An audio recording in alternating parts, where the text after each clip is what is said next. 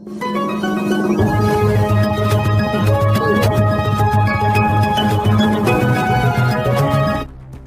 जिंदगी परिसरात 20 वर्षीय तरुणीने गळफास घेऊन आत्महत्या केल्याची घटना घडली आहे।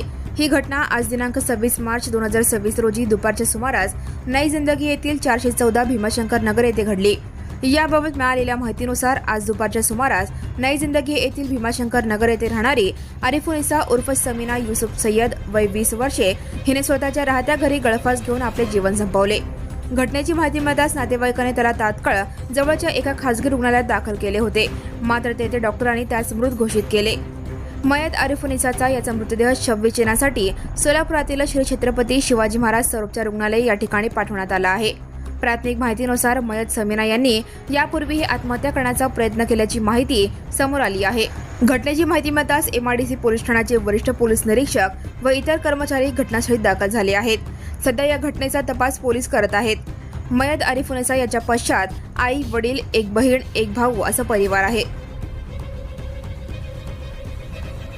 Now and press the bell icon. Never miss a